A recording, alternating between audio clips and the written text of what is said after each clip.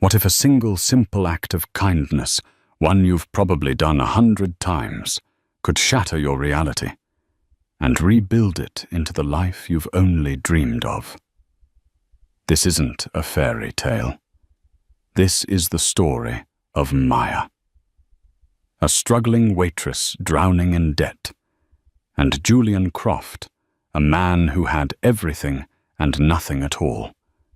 She offered him a glass of water when he hadn't asked for one. She saw a flicker of pain in his eyes that everyone else ignored. What happened the next day wasn't just a reward. It was a reckoning that would expose secrets, test loyalties, and prove that the smallest gesture can unleash the most powerful storm. Stay with us. The Tuesday night shift at Aria, one of Boston's more self-important fine dining establishments, was a special kind of purgatory. It was quiet enough for the staff to be on edge, but busy enough that you couldn't relax. For Maya Lin, it was a tightrope walk she performed 5 nights a week. Each step was measured. Each smile calibrated, each trip to the kitchen, a frantic dash to stay ahead of the crushing weight of her life. At 24, Maya wore the restaurant's starched black uniform like a suit of armor, but beneath it, she was fraying at the seams. Her share of the rent for a cramped Allston apartment was 3 weeks overdue. The bill for her younger sister Lily's specialized asthma medication sat on her nightstand, its bold red final notice, a nightly spectre. Lily's coughs seemed to echo in Maya's ears even when she was miles away, a constant rattling reminder of her own inadequacy. Her dream, the one she nurtured in the stolen hours between 3 a.m. and sunrise, was to paint.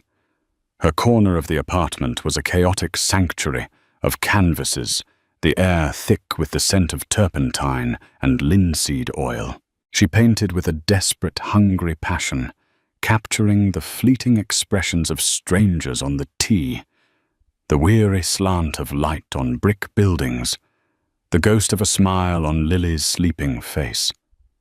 But paint and canvas cost money, and money was a currency she dealt in, but never seemed to possess. Table 7 needs a re-clean Lin. "I can see a smudge from here," barked Mr. Henderson, the restaurant's manager.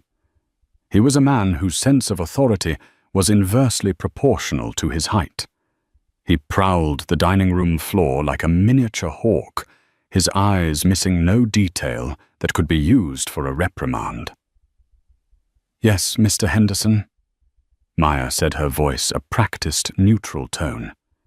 She had learned long ago that any hint of personality was a demerit in his book. She meticulously polished the already gleaming mahogany table, her reflection a distorted, weary stranger. The clinking of glasses, the low hum of conversations about stock options and summering in the Hamptons, it was all a world away. She was a ghost in this machine. Her only purpose to be an invisible facilitator of other people's comfort. It was just after 9 p.m. when he walked in. The city was slick with a persistent drizzle, and most late arrivals were hurried, flustered, shaking off umbrellas. This man was different. He moved with an unnerving stillness, as if the world outside didn't apply to him. He was tall and lean, dressed in a charcoal grey suit that was so perfectly tailored it seemed less like clothing and more like a second skin. It wasn't flashy. It was simply devastatingly expensive.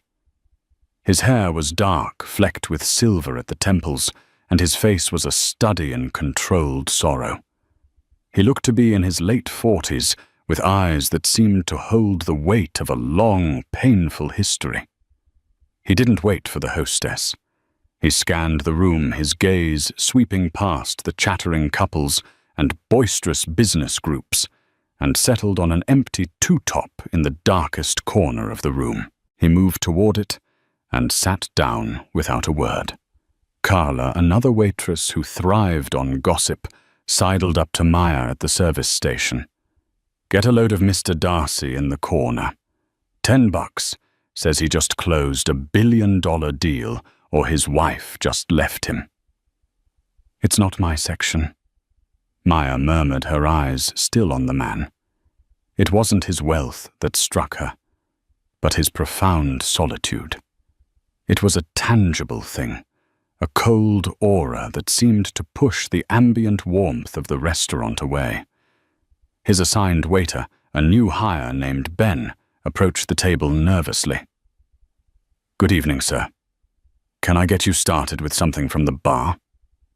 The man didn't look at the menu. He didn't even look at Ben. He stared at the single unlit candle on his table. "No. Nothing." His voice was low, raspy, as if it hadn't been used in a long time. Ben faltered. Right. "Water, then. Still or sparkling?" "I don't want anything." The finality in his tone was a dismissal. Ben retreated, flustered, and reported to Henderson, who immediately began fuming. "Unacceptable. He's taking up a prime table. If he's not ordering, he needs to leave. Give him 5 minutes." Maya watched the exchange. She saw Henderson's petty indignation, Ben's youthful panic, and the man's unyielding stillness. But she saw something else, too. A tremor in his hand as it rested on the table. A tightness around his jaw. The almost imperceptible way his gaze was fixed on the empty chair opposite him. This wasn't arrogance. It was grief. It was a look she knew. She'd seen it in her own mother's eyes after her father left. She saw it in her own reflection after a particularly bad phone call from Lily's doctor. It was the look of someone trying to hold the shattered pieces of their world together with sheer force of will. On impulse, she did something she wasn't supposed to do. It was against Henderson's cardinal rule: never engage unless engaged. She filled a heavy crystal tumbler with iced water, added a slice of lemon, and placed it on her tray. "What are you doing?"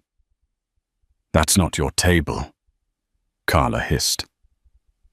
Maya ignored her. She walked over to the corner table, her heart thumping a nervous rhythm against her ribs.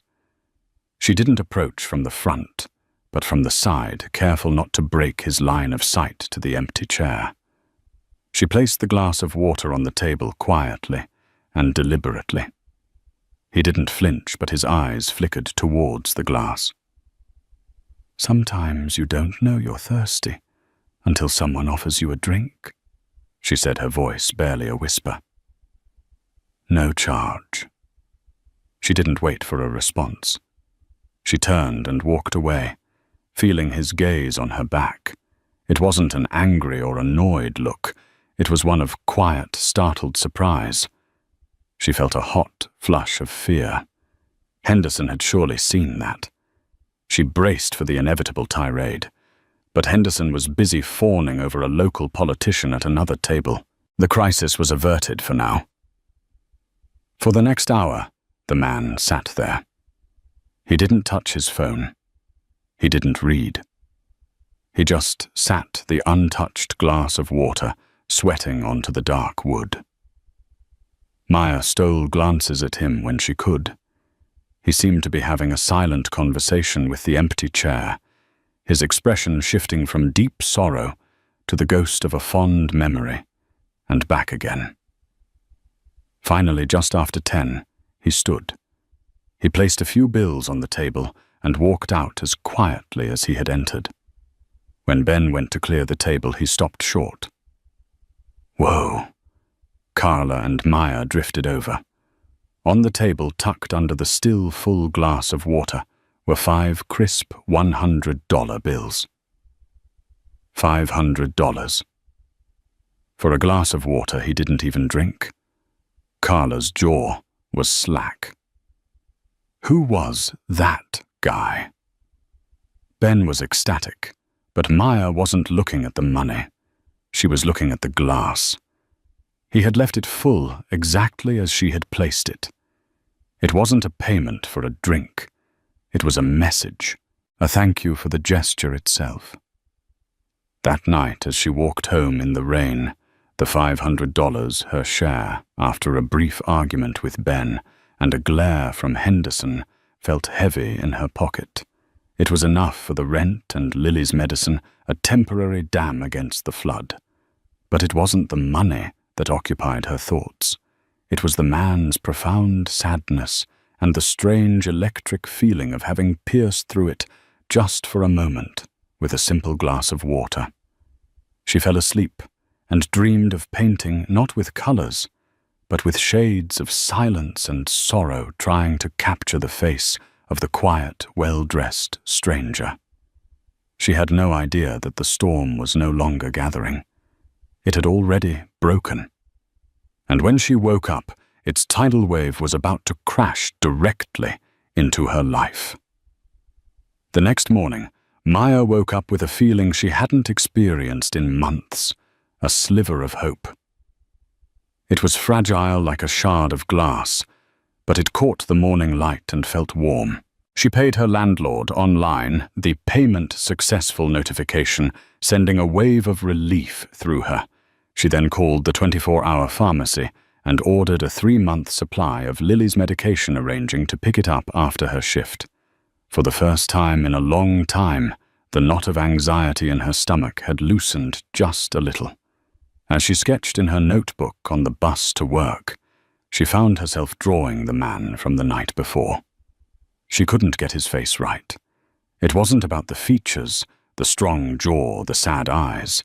It was about capturing the atmosphere around him, the invisible weight that seemed to bend the space he occupied.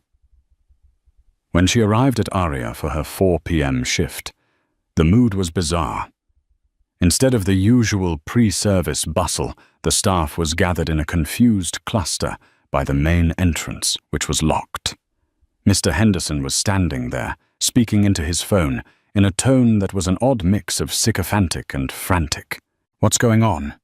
Maya asked Carla, who was reapplying her lipstick using her phone's camera. "No idea," Carla said, smacking her lips. "Henderson got a call an hour ago and started freaking out. Said the restaurant is closed tonight, a full buyout for a private event. He's trying to call in the A-team, you know, the servers he actually likes to work it." A full buyout on a Wednesday was practically unheard of.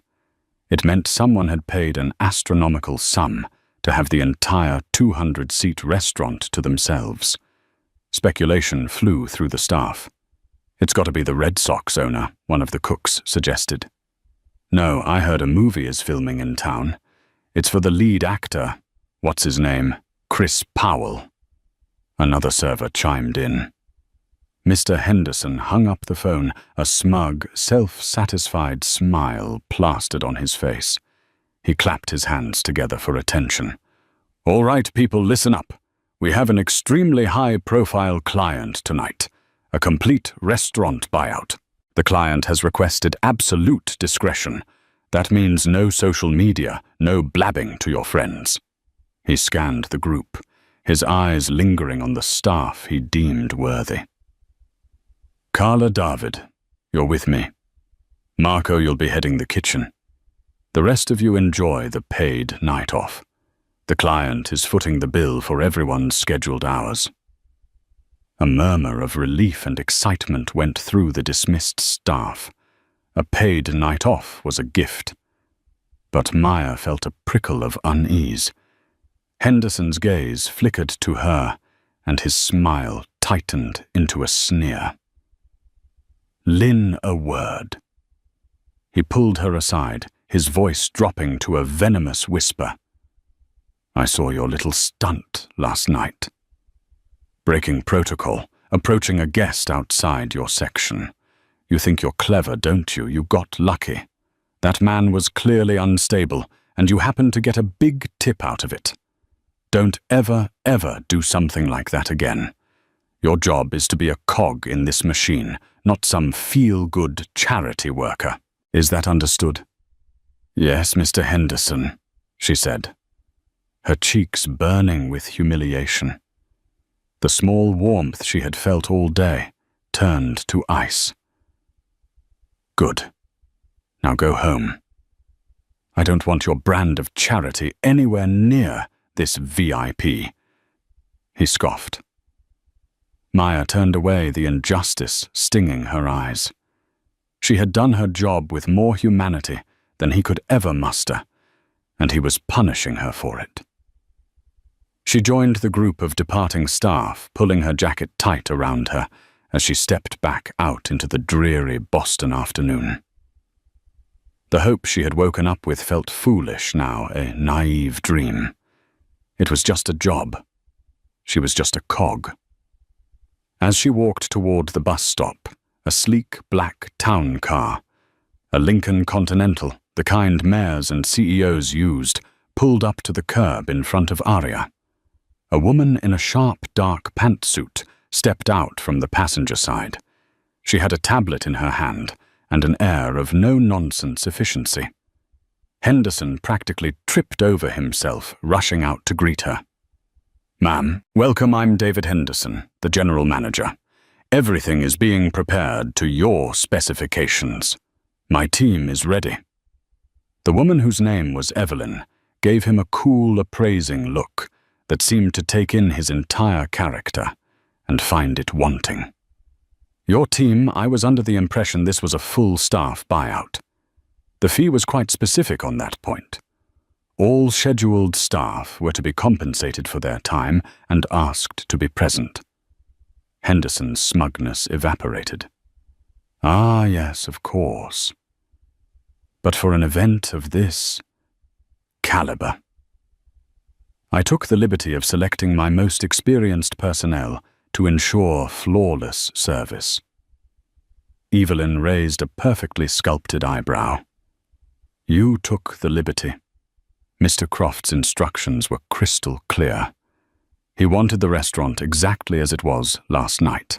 The same lighting, the same table arrangement, and the same staff on duty. He was very specific about that. At the mention of the name Croft, Maya, who had been lingering at the bus stop, froze. It couldn't be. Henderson was sweating now. Mr. Croft. The Julian Croft. Julian Croft wasn't just a rich man. He was a titan, a tech revolutionary who had co-founded Axiom Dynamics, a company that had reshaped the landscape of artificial intelligence. He was a recluse, notoriously private, especially after the tragic death of his wife 2 years prior.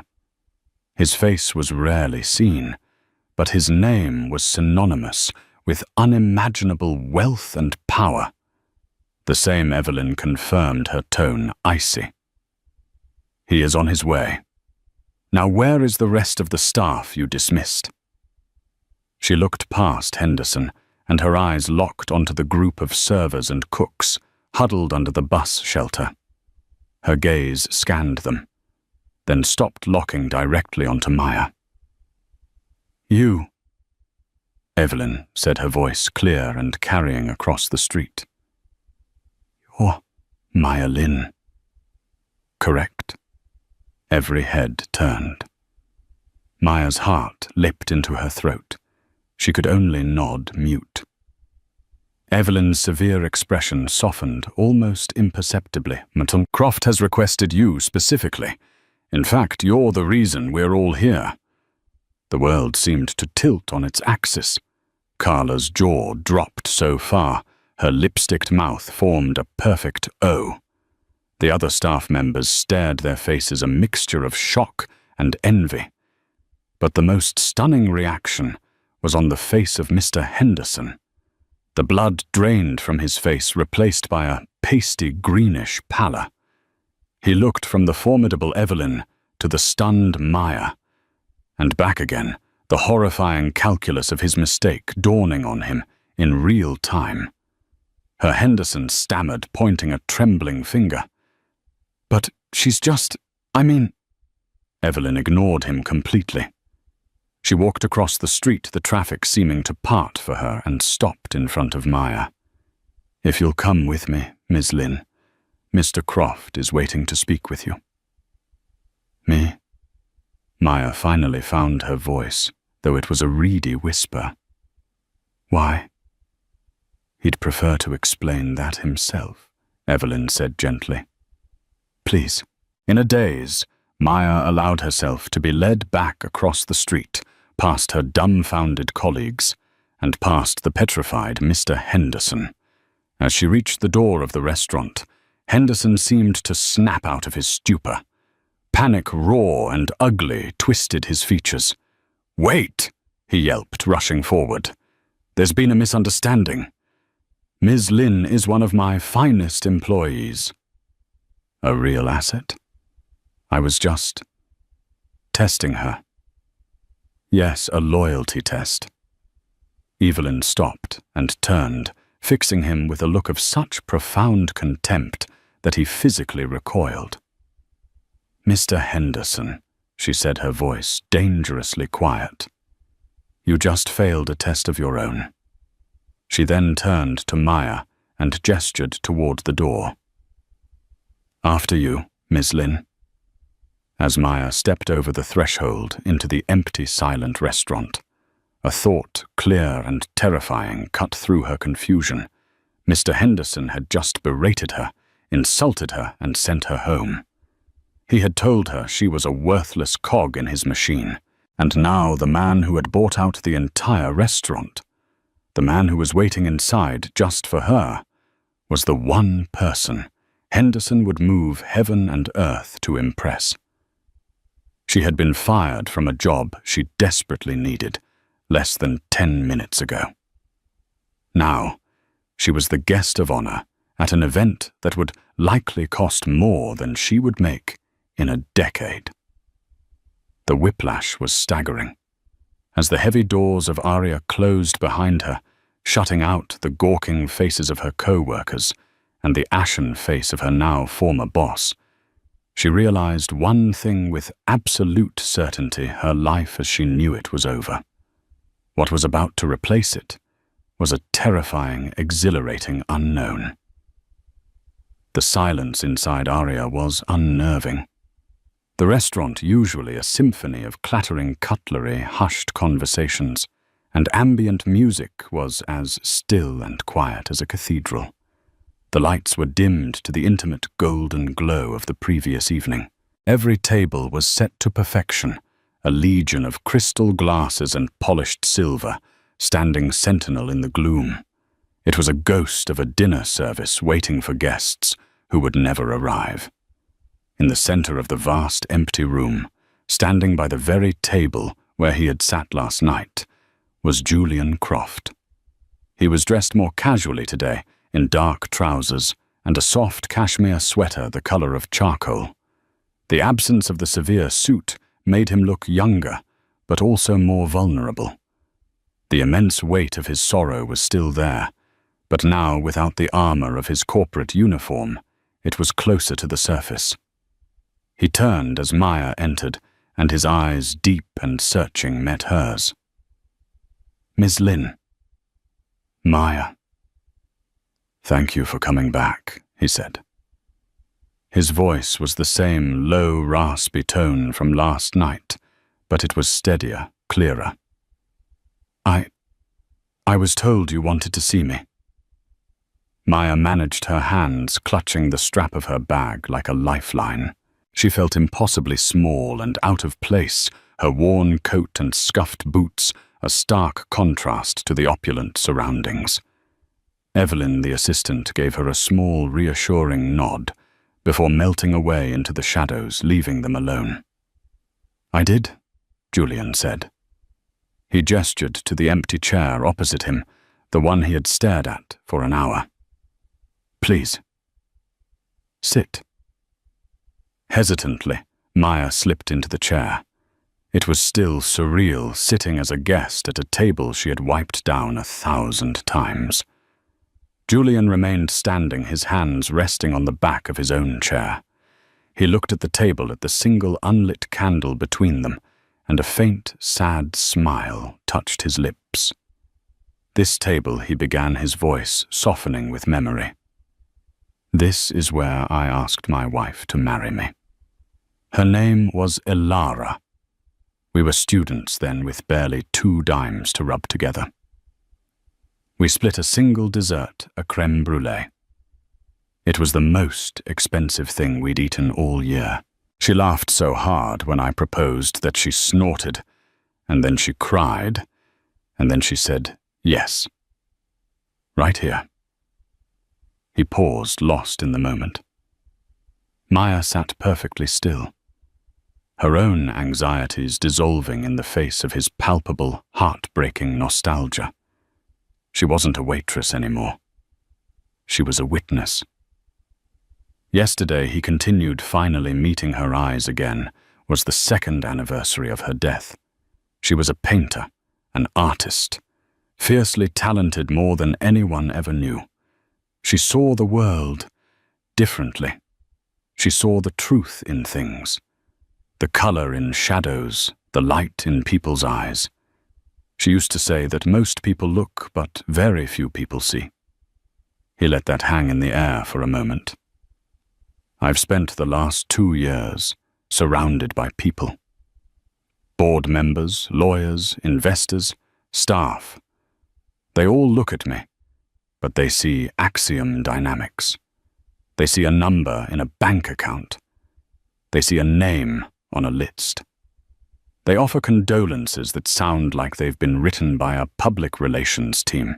They are loud, and they are empty. He finally moved, pulling his chair out and sitting down opposite her. He leaned forward, his expression intent. Then I came here last night. I don't know why. A foolish pilgrimage, maybe. I was sitting here drowning. And then you came over. You didn't ask me what I wanted to order. You didn't rush me. You didn't see a difficult customer or a wealthy mark. He gestured to the space between them. You brought me a glass of water.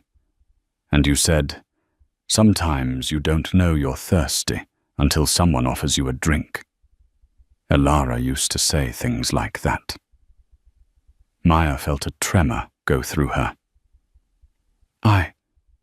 I'm sorry for your loss. I didn't mean to intrude. You didn't intrude, he said, his voice firm.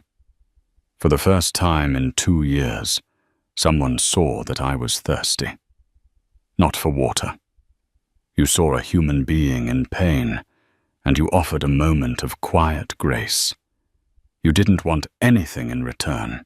It was the most honest human thing that has happened to me since she died. He leaned back, the intensity in his eyes, softening into something that looked like resolve. I left last night and couldn't stop thinking about it, about how one small, genuine act could cut through 2 years of noise. I had my team find out who you were.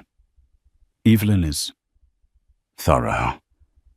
I learned you're a waitress, that you're struggling to make ends meet. And I learned that you're an artist. Maya's breath hitched. How? Evelyn found a blog you used to keep. Brush strokes in the margin. You haven't updated it in over a year, but your work is on there. Your sketches, your paintings of the city, humiliation and a strange, fierce pride warred within her. Her art was the most private part of her. The thought of this powerful, grieving man looking through her amateurish blog was mortifying. They're not very good, she mumbled, looking down at her hands. They're honest, he corrected her gently. They're full of life. They're exactly what Elara's early work looked like. Full of raw, untaught potential. Full of a need to see the world and capture it. He fell silent, and in that silence, Maya felt the true purpose of this meeting begin to coalesce. This wasn't just a thank you. It was something more. Before she died, Julian said, his voice thick with emotion. Elara and I planned to start a foundation, a way to support emerging artists who had the talent but not the means. Artists like her, when we were young. Artists like you. After she passed, I couldn't bring myself to do it. It was too painful. It felt like an ending, a memorial to what was lost. He looked directly at her, and for the first time she saw a flicker of light in his eyes, a spark of purpose returning to a man who had been hollowed out by grief. Your gesture last night made me realize I was wrong. The Alara Croft Foundation shouldn't be a memorial. It should be a beginning. It should be a living thing, and I want you to be its first recipient. The words hit Maya with the force of a physical blow. She couldn't process them. Recipient Foundation. It sounded like a language from another planet. I don't understand, she whispered. I want to offer you a full scholarship to the Massachusetts College of Art and Design, starting this fall. I want to provide you with a dedicated studio space in the South End, fully stocked with any materials you could ever need. And I want to provide you with a living stipend that will cover your rent, your sister's medical bills, and all your expenses, so that you can dedicate every single moment of your time not to serving tables, but to creating art. So you can paint. Maya stared at him, her mind a complete blank. It was too much. The scale of it was incomprehensible. It was a fantasy, a fever dream brought on by stress and lack of sleep. Why she finally asked the single word cutting through her shock. Why me? Because you see people, Maya Julian said simply, and because you reminded me that I needed to start seeing them again, too. This isn't charity. Consider it a commission. I am commissioning you to be the artist you were meant to be. I am investing in your potential. The only thing I ask in return is that you don't waste it, that you create, that you work, and that someday you use your success to offer a glass of water to someone else who needs it. Tears began to well in Maya's eyes, hot and unstoppable. They weren't tears of sadness or even just happiness. They were tears of pure, overwhelming release. The dam of years of struggle, of silent worry, of deferred dreams had just been obliterated. Outside the restaurant, Mr. Henderson was likely still trying to figure out how to salvage his career. Her co-workers were probably exchanging wild theories over text messages.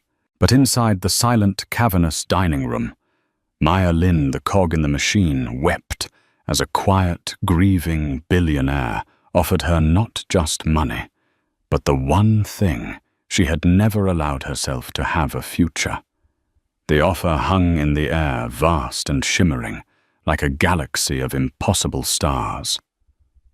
Maya's first instinct was disbelief, a deep-seated defense mechanism honed by years of disappointment. People like her didn't get handed their dreams on a silver platter, not even in a place like Aria. There was always a catch, a hidden clause, a price too high to pay. I can't accept this, she stammered, wiping at her tears with the back of her hand. The words felt foolish as soon as they left her mouth, but they were born of a lifetime of pragmatic pessimism. It's too much. I'm nobody. Julian Croft's expression didn't falter. He seemed to have anticipated this reaction. Nobody, he repeated softly. You're the person who walked across a room to show kindness to a stranger. That's not nobody. As for the rest, Elara came from nothing. Her father was a mechanic, her mother a seamstress.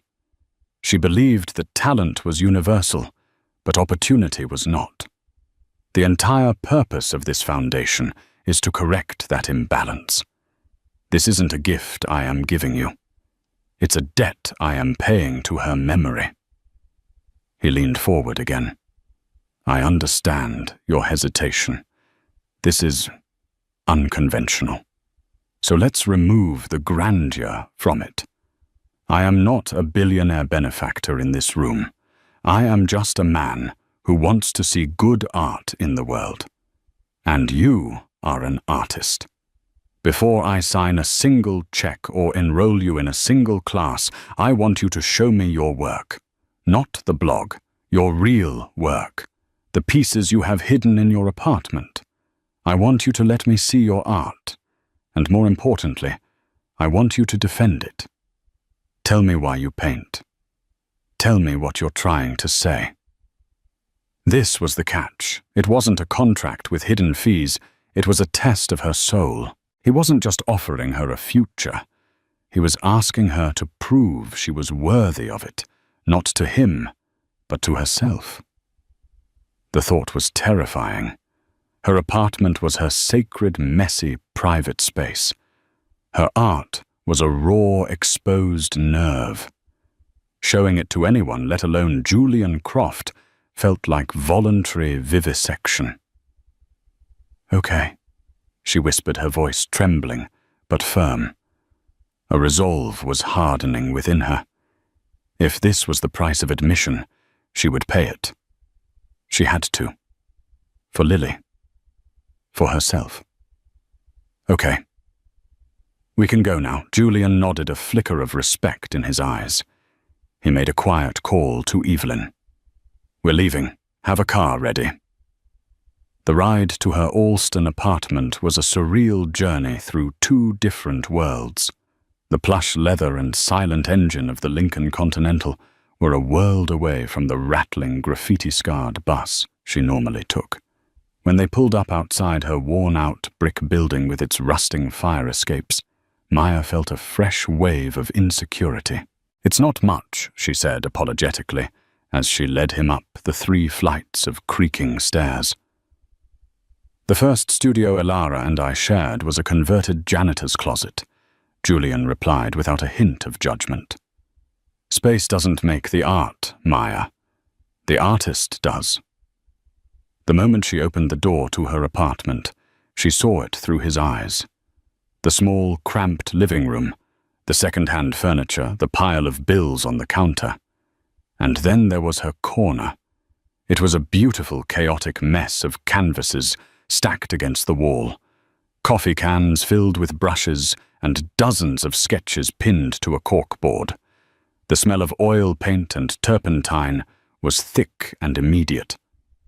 For a moment, she wanted to apologize for the mess, for the raw, unfinished state of it all. But then she remembered his challenge: defend it. She took a deep breath. This is it. Julian walked into the space slowly, his hands clasped behind his back. He didn't speak. He simply looked. His eyes roamed over the pinned sketches. Quick charcoal studies of commuters on the train, their faces weary or lost in thought.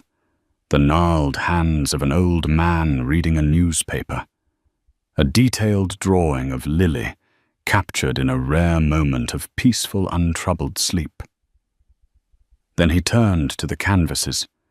Many were unfinished explorations of color and shadow, but a few were complete. There was a cityscape of Boston at dusk, the lights of the Prudential Tower reflecting like scattered jewels in the Charles River.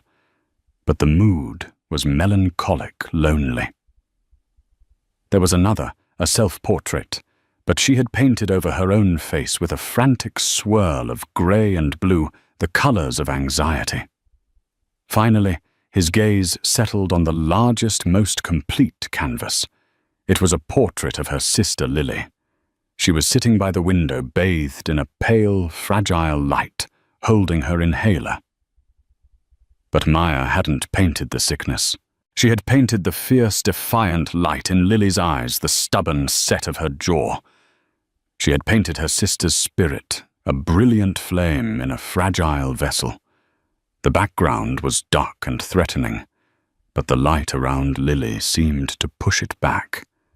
The painting was called Breathe. Julian stood before it for a long time, his face unreadable. Maya's heart pounded in her chest. She had poured every ounce of her love, fear, and hope for her sister into that canvas. It was the truest thing she had ever created. "Tell me about this one," he finally said, his voice quiet. "That's Lily," Maya said. "My sister. She has severe, brittle asthma. Her whole life has been a fight to do something as simple as breathe. I wanted to paint her strength, not her illness. Everyone sees the frail girl with the inhaler. I see a warrior. I wanted to make other people see the warrior." He nodded slowly, still looking at the painting. "You have. You absolutely have." He turned to face her, and his expression was one of absolute certainty. "The offer stands, Maya. Unconditionally. Your voice is too important not to be heard." A sob of relief escaped her. It was real. This was all real. And then they were interrupted. A loud, frantic knocking echoed from the apartment door. "Maya. Maya, are you in there? It's me, Henderson. Please, I need to talk to you." Maya froze, her blood turning to ice. Julian's face hardened. The soft-spoken art patron instantly replaced by the formidable CEO. "Do not answer that," he said in a low, commanding tone.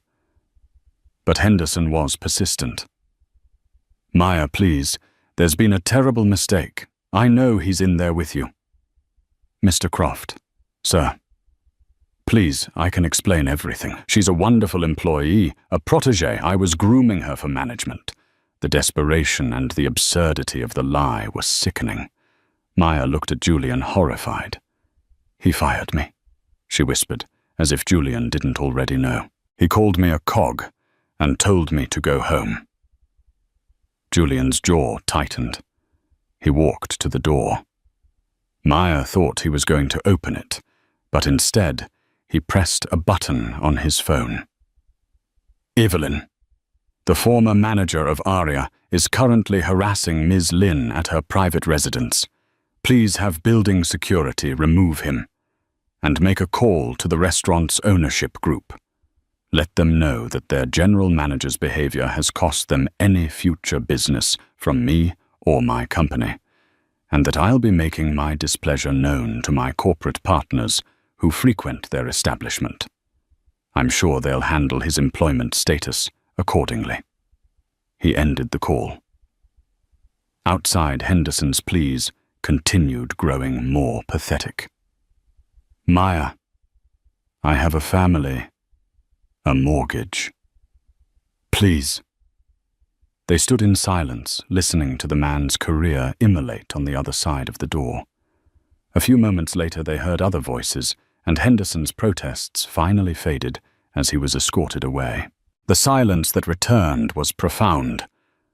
Maya looked at Julian, stunned by the swift, ruthless efficiency of his power. He had just dismantled a man's life with a single phone call. He saw the look on her face. "That wasn't a display of power, Maya," he said, his voice losing its hard edge. "It was a consequence. He didn't get fired because he insulted me. He got fired because he tried to crush someone's spirit for his own ego, and because he valued cruelty over compassion. The world has enough of that. Elara believed in creating spaces where that kind of behavior had no power." He looked around her small, paint-scented apartment. "And that's what this foundation will be. A space for artists to create free from the Hendersons of the world. Free to simply breathe." He smiled, a genuine, warm smile that reached his eyes for the first time. "So, Maya Lin, are you ready to get to work?" Looking at her painting of Lily at the warrior in the fragile light. Maya felt all her fear and doubt finally wash away, replaced by a fierce, soaring hope. She was being given a choice that was no choice at all. It was a doorway. Yes, she said, her voice clear and strong. Yes, I am. The 6 months that followed were not merely a change, but a complete transmutation. Maya's life, once a cramped and brittle thing, was systematically deconstructed and reassembled into a sprawling, vibrant tapestry she had only dared to imagine. The constant grinding anxiety that had been her lifelong companion was replaced by a disorienting sense of peace so unfamiliar, it was almost alarming. For the first few weeks, she would wake up with her heart pounding, the phantom sensation of overdue bills and empty cupboards gripping her before the soft light of her new reality filtered in and calmed the storm. The first most tangible change was the studio. It wasn't just a room. It was a sanctuary, a cathedral of light and possibility. A sprawling loft in the south end, it had floors of weathered hardwood that seemed to hold the echoes of 100 other creative souls. The first time Evelyn unlocked the door and gestured her inside, Maya stood frozen on the threshold. Massive north-facing windows drank in the steady, indirect Boston light, illuminating millions of dancing dust motes. The air smelled of fresh gesso linseed oil and raw canvas, a perfume of pure potential. Julian had been meticulous. An entire wall was a library of paint tubes of Old Holland and Williamsburg oils arranged in a perfect chromatic scale. Another held an arsenal of brushes, soft sable for details, stiff hog bristle for texture, standing at attention in their holders. There was no longer a choice between a tube of cobalt blue and a carton of milk. Here, there was only the overwhelming freedom to create. For the first 2 days, she did nothing but walk the space, running her hands over the rough canvas, uncapping tubes of paint, just to breathe in their earthy scent. It was the paralyzing, terrifying freedom of a blank page. The second change was her home, and by extension, Lily's world. Evelyn, with a quiet efficiency that could probably broker world peace, had found them a bright, clean, 2-bedroom apartment in Brookline. It was a place of impossible luxuries, an elevator that worked hallways that smelled of lemon polish, and proximity to one of the best pulmonary centers in the country. The day they moved, Lily, untethered from the confines of their old, cramped life, ran from room to room, her joyous laughter echoing off the bare walls. She claimed her own bedroom, painting it a soft, calming lavender.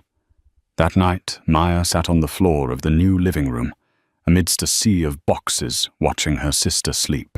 Lily's breath was even and quiet, a steady rhythm, aided by the new top-of-the-line nebulizer that had arrived that afternoon, an anonymous gift from the Foundation. The crushing weight of fear for her sister's health, a burden Maya had carried so long it felt like part of her spine had finally blessedly lifted. The most profound change, however, was the one that happened inside her. Enrolling at Mass Art was like learning to breathe a new kind of air. She was no longer an outsider, peering in, but a participant in a vibrant, chaotic conversation. She was surrounded by people who spoke her esoteric language, who would argue passionately about the subtle warmth of a raw umber underpainting or the emotional impact of a single diagonal line. A notoriously difficult professor named Dr. Anya Sharma singled her out early on. Sharma saw Maya's raw, intuitive talent, but also her technical weaknesses. She dismantled Maya's self-taught methods with brutal honesty, forcing her to learn the tedious but essential grammar of her craft perspective anatomy color theory. "Instinct is a gift, Ms. Lin," Dr. Sharma had said, tapping a charcoal sketch where the perspective was slightly off.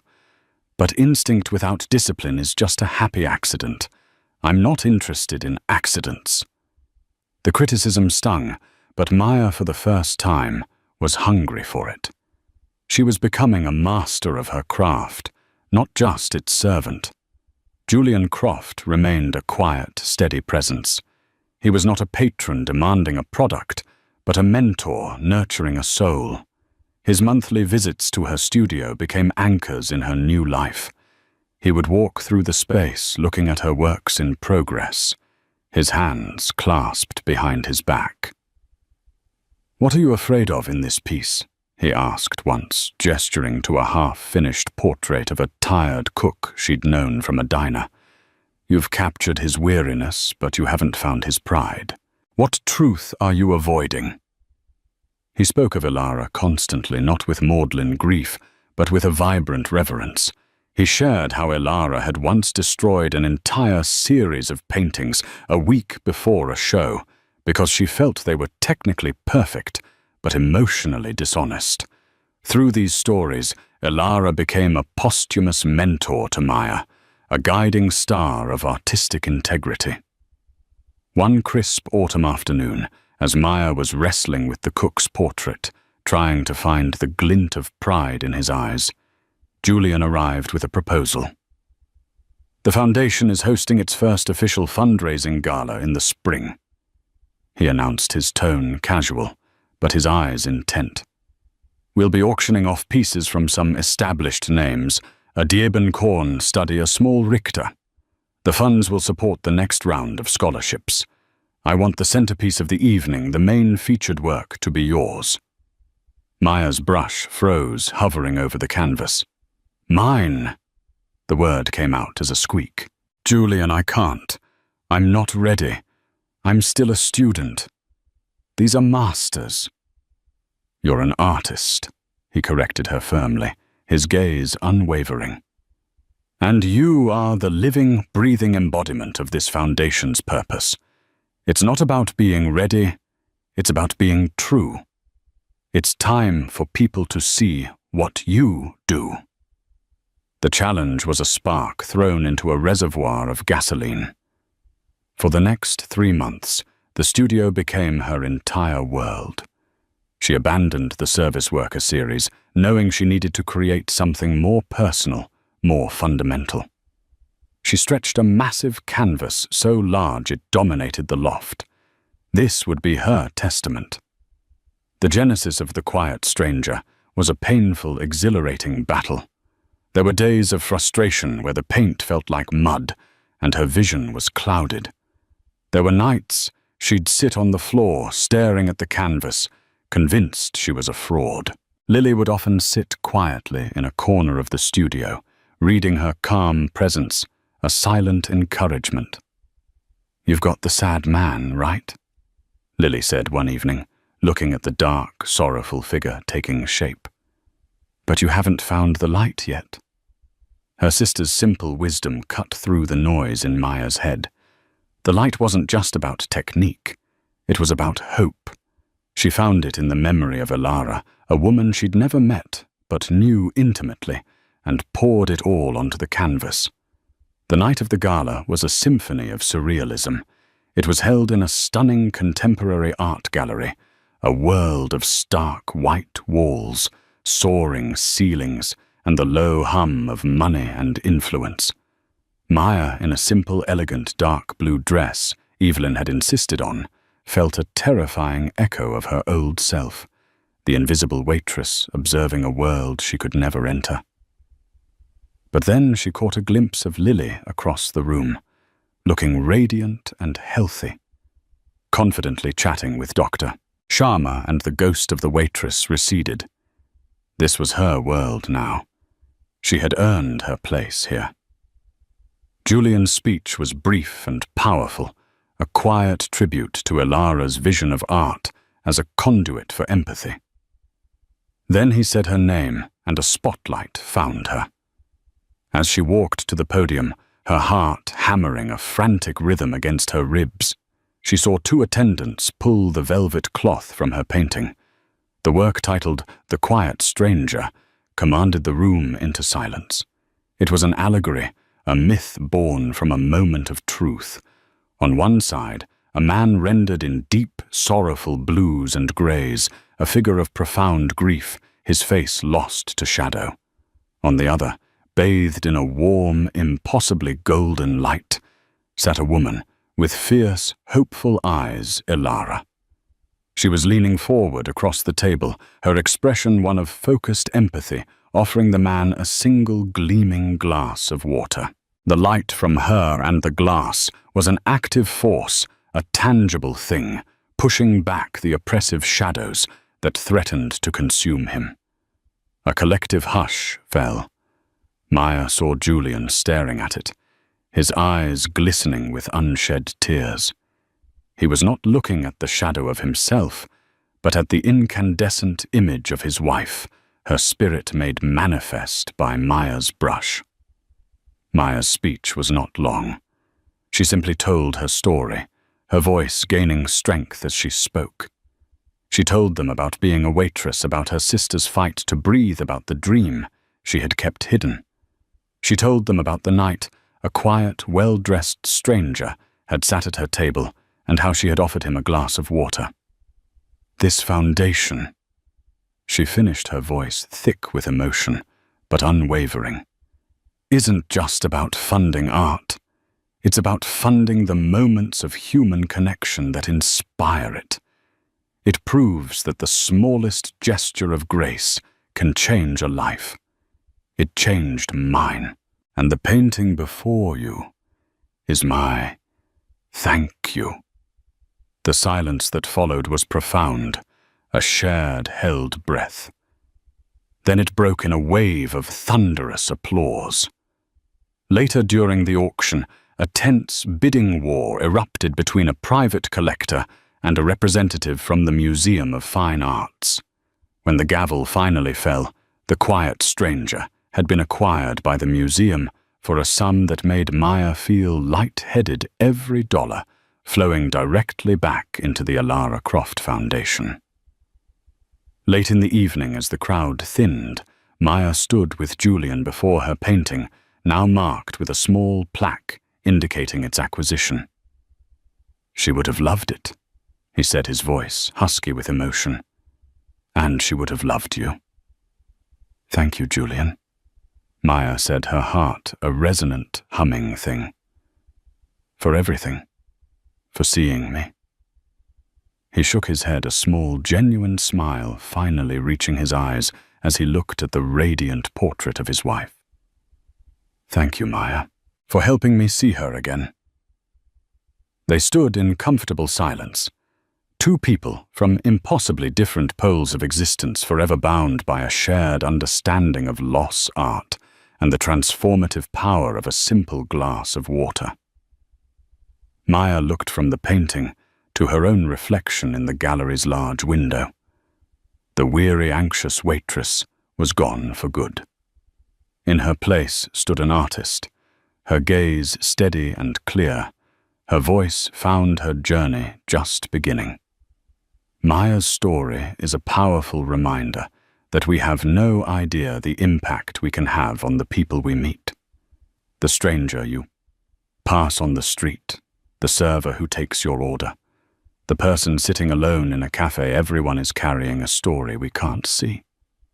A simple moment of genuine kindness, of seeing someone not for their job or their appearance, but for their humanity, can be the lifeline they desperately need. It can change their day, or like in Maya's case, it can change a life forever. If this story moved you, please give this video a like and share it with others.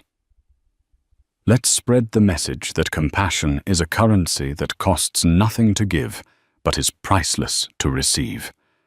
And don't forget to subscribe and click the notification bell for more real-life stories that inspire and remind us of the incredible power we all hold to make a difference. What small act of kindness will you perform today?